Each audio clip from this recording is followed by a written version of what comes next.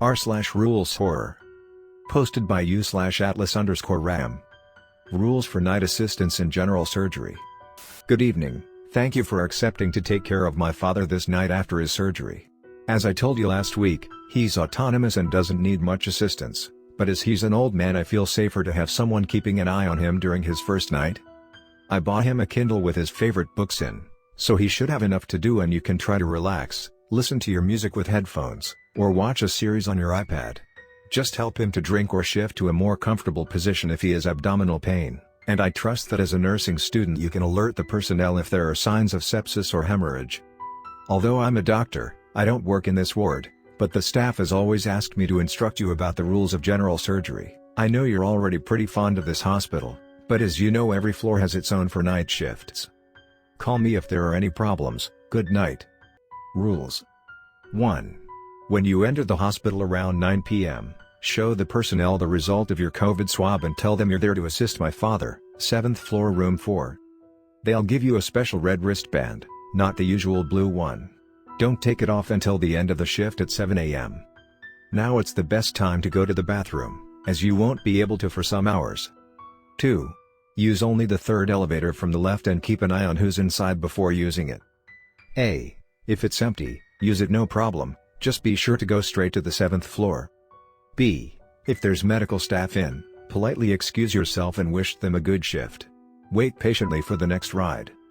C. If there are other visitors in, they come from the -1 floor, the obituary, so they have their own rules to follow. If they exit the elevator you're free to enter, if they stay inside remain silent and wait for the next ride. 3. When you arrive on the 7th floor, go to general surgery on the right and ring the doorbell. Even if the door is open, announce yourself to the nurse and explain that you're there to assist my father in room 4.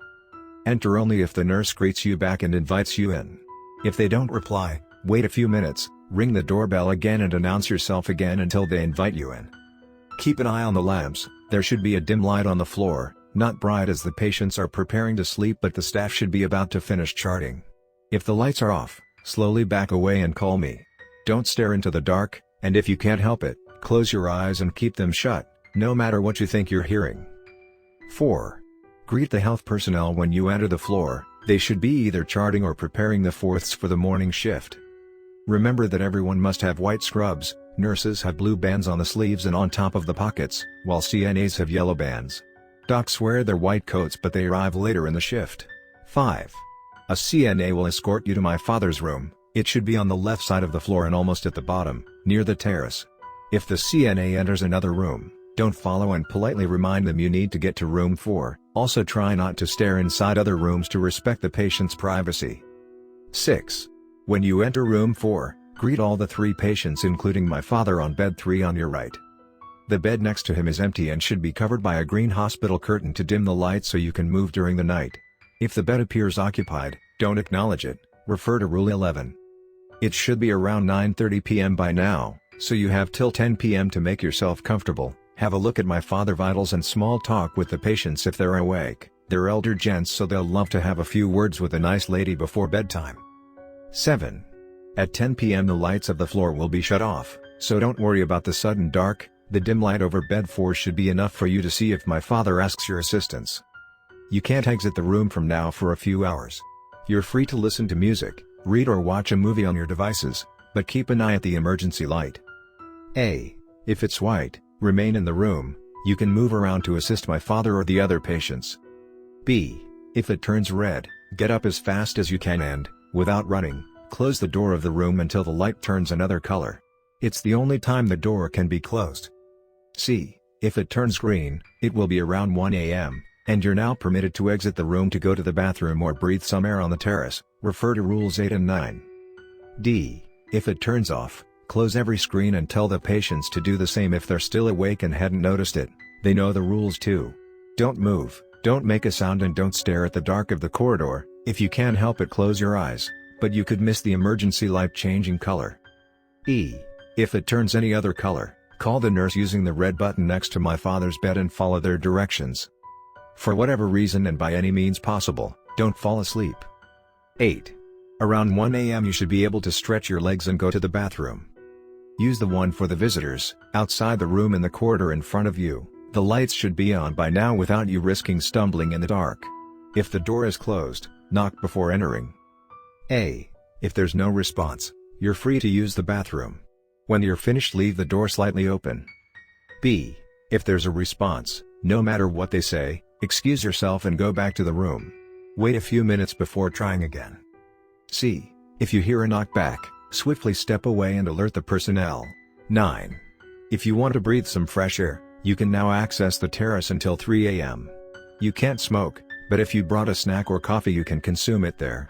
Just keep in mind a few things. A. If you feel watched, don't acknowledge it. B. Don't stand near the edges, as a slip will cost you your life.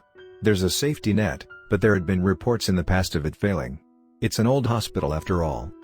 C. If you hear any voice and don't see any visitor or health personnel around you, don't acknowledge them and absolutely don't follow their directions. D. Don't pay too much attention to the shadows. If you have the impression of them gathering though, calmly exit the terrace and go back in the room. If, for any reason, you've lost your red wristband, alert immediately a nurse. Around 2:30 a.m. the lights of the corridor will go off and you must get back to the room and stay inside for the rest of the night, as healthcare workers will begin their routine checkups and need the ward free in case of emergency. 10. At exactly 3 a.m. a nurse will enter to check vitals and administer therapy. Be careful and do the following. A. If the nurse has a flashlight and you can see the blue bands on the scrub, follow their directions. They'll usually ask you to leave momentarily the room, depending on how invasive is the procedure they have to perform, and this is the only exception. You can exit after 3 a.m. It won't take long. Ignore any scratching sound you hear coming from the dark, if it helps you face the closed door, and don't look back. B. If the nurse hasn't a flashlight and or you can't recognize the color of their scrub bands, don't acknowledge them, but keep an eye on what they're doing and what equipment they're messing with. They won't speak to you, but if they do, ignore their rasping voice and don't confront them. When they leave the room, call the nurse using the red button and point at what equipment was touched by the any other healthcare worker. 11. If you could catch a glimpse of a human shape under the curtain of bed 4, keep an eye on it after the nurse's visit. A. Should it remain still until morning, they were probably some pillows and your tired eyes made a human shape out of them. B. If you see it moving and shifting positions, don't acknowledge it. C. If it starts to moan and doesn't stop after 3 minutes, call the nurse and politely explain that the waste hasn't been disposed of. They will take care of it. D. If it stands up and begins to exit the bed, immediately close your eyes, stay still and don't make any sound. It can't see you if you stay silent, and will eventually leave the room. Open your eyes only when you can't hear naked footsteps anymore, and ignore the bloody footprints on the floor. The night should proceed uneventfully until morning. There could be, however, some more happenings. Refer to Rules 12, 13 and 14. 12. This particular hospital floor should be mainly silent during the night, aside from the occasional beeping of the equipments and the snoring of some patients. If you hear, however, sounds like screaming, screeching noises, laughing or scratching, do your best to ignore them. If you feel like they're getting closer, don't exit the room and have faith in the healthcare workers, they know how to handle them. 13.